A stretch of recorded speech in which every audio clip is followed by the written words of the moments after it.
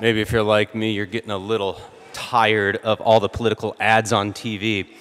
And in a few more days, you won't have to hear words like this. I am Curly Howard, and I approve this message. You know who he is. Good. This ad has been paid for by Columbia Pictures for the Three Stooges. Now, anyone who's running for election, I'm not calling him a stooge. I think it's actually very heroic to be involved in public policy. I just use Curly because, well, he's a fictional character, and I won't get in any trouble. The last few weeks, I've received a couple of letters from some anonymous people, and I cannot respond to them individually, so I thought I would do that this weekend. The first letter said, I have a problem with all the signage you have out in your front. There is a separation of church and state for a reason. You should not be trying to politically influence any initiatives on the ballot. You are a tax-exempt organization that should never try to influence the way somebody votes, end quote. So let's address that.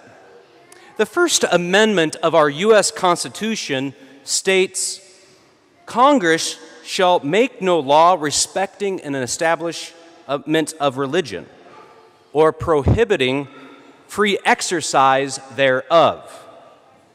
So that separation of church and state is a separation to protect religious liberty of each church to practice their faith publicly and to not have the state interfere with the church.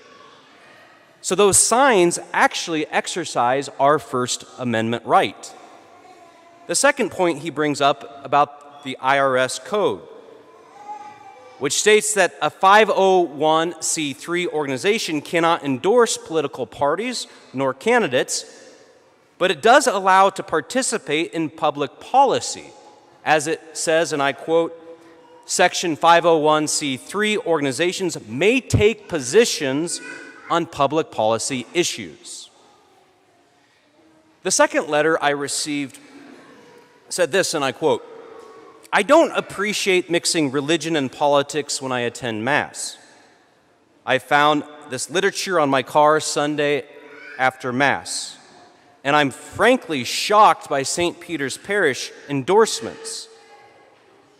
Keep the hell out of politics. Signed, Anonymous. They were referring to this blue pamphlet that maybe you received on your car. I don't know what week it was, because St. Peter did not create this pamphlet. I, nor none of my staff, had actually put it on their car or gave permission to. The Catholic Church cannot support any political party or candidate. Now, the important thing here, they said keep the hell out of politics. Let's see what happens if you take that logic out to completion. King Henry VIII said the same thing to the church. And he redefined marriage, and as a result, killed 7 of his wives and many other Catholics in England in the 16th century. The fascist Mussolini in 1931 enacted policies that restricted the freedom of religion of Italy's youth and told the church to stay out of politics and education.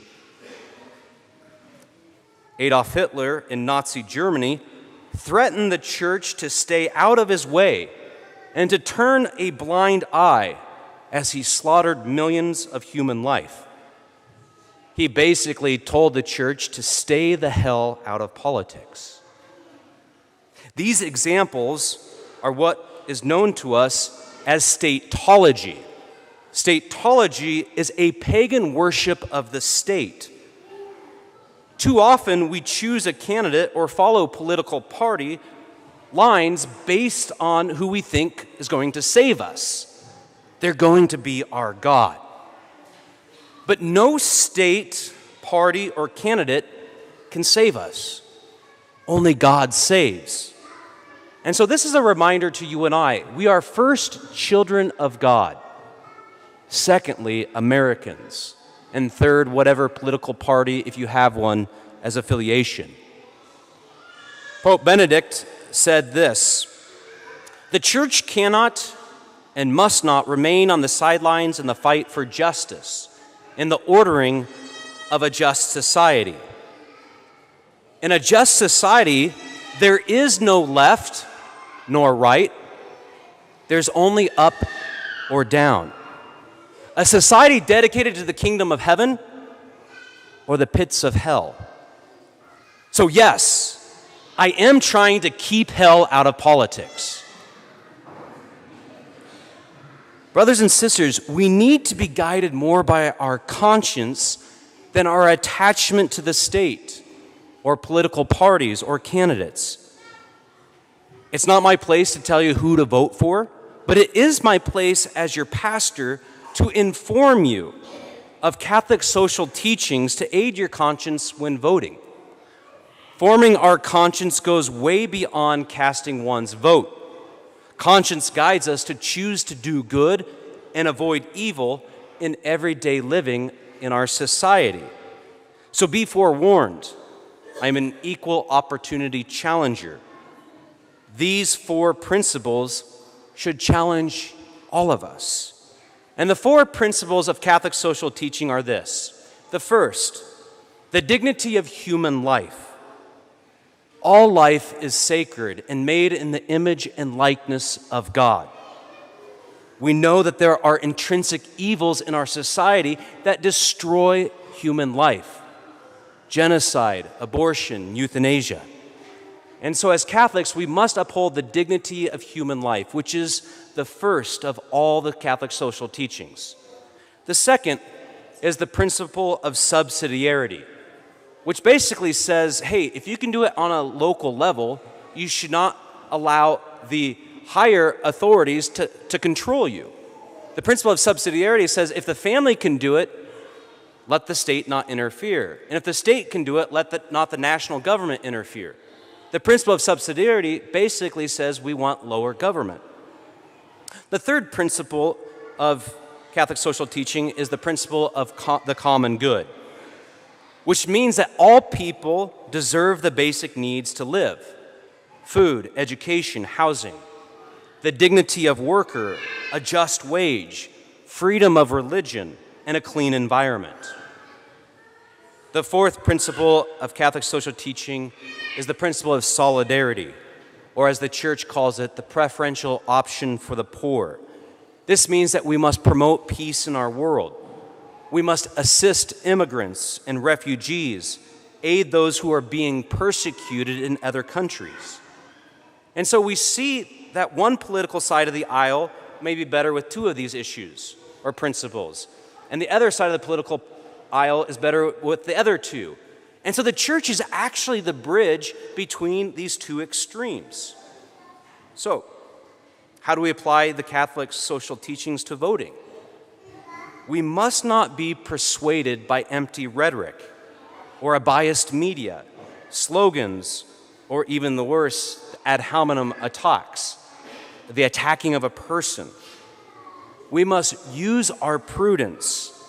We must look at candidates' past achievements and failures, their voting record. We must study our local elections. Too often our local elections are overlooked. We can use study guides when we go into the voting booth. It's not like a test. And we should never be one-issue voters. We should not vote for a candidate just because they serve our main concern or main interest. Like, I'm not going to vote for so-and-so candidate just because they're going to help my family farm out. However, if a party or candidate has a position that is intrinsically evil, we cannot vote for them. Because intrinsic evil means it's everywhere at all times and everywhere at all times in every person. This is intrinsically wrong. So we can debate issues such as economy, foreign policy, immigration, healthcare, but there are really 3 non-negotiables when we take the Catholic social teaching into our voting booth. And the 3 non-negotiables are the sanctity of human life, the dignity of marriage, and religious freedom. The U.S. Catholic bishops stated that the right of life of the unborn is the preeminent moral issue of our time. Going back to 1931, Pope Pius XI, in his letter to Mussolini and the fascist party, he said this, and I quote, "Our aim has been to point out and to condemn all those things in the activities of the party which have been found contrary and to be irreconcilable with the Catholic Church and its teaching." So my aim as your pastor is the same as Pope Pius XI, to point out that if there is a candidate or party which is for anything that is intrinsically evil, such as abortion, redefining marriage, or limiting religious freedom, we cannot and must not vote for them in a good Christian conscience. So why is voting with a good Christian conscience important to us? Because, brothers and sisters, we want our nation to be great, and we want our state to prosper. Like the first reading today, we want our place flowing with land, with milk and honey. But in order to do that, we must first fear the Lord, keep throughout the days of our lives all of his statutes and commandments, as we hear in the first reading. And if we do that, we will live a long life, not just for us, but for generations to follow us. In the gospel today, Jesus summarizes all of the commandments into two: to love God with your whole heart and your neighbor as yourself. Brothers and sisters, when we love God with our whole heart, we look at the things on our ballot initiatives, and three things that we have the obligation to vote for. The first is 435. We should retain 435, which gives poor families the opportunity to send their child to a school of their choice. When we vote to retain 435, we are in solidarity with the poor, and we also allow those families to have religious freedom in education. The second thing is we must vote for 434. Father Worth beautifully preached about this a few weeks ago. In 434, it would limit the destruction of preborn babies in the womb in the second and the third trimester. Now, I know that there's some that say, well, it doesn't eliminate all abortions, so if we vote for this, are we saying yes to abortion in the first trimester? Well, here's a good analogy. If you knew that there were a car filled with 5 people and drowning, and you could only save 3 of them, would you not try to save 3 of them? And that's the same with us. We have the opportunity to save some babies by voting for 434. And we must vote against 439, not only because it destroys human life in the womb, but it also takes away the principle of subsidiarity, because a person can go and have an abortion without the consent of their parents. Brothers and sisters, we live in a world knowing that there's going to be strife. But if the world of pagan Rome and its Caesars could be won for Jesus Christ, we can do the same in our own day. But what it takes is the zeal and courage to live and vote what we claim to believe as Christians. But no matter what the outcome of this week's elections are, may we never lose hope and our focus on Jesus Christ, who told us, in the world you will have trouble, but be not afraid, I have conquered the world. For he truly is the Lord our God, the Lord alone. Brothers and sisters, I am Father Clark, and I approve this message. Because this message has been paid for by the blood of Jesus Christ.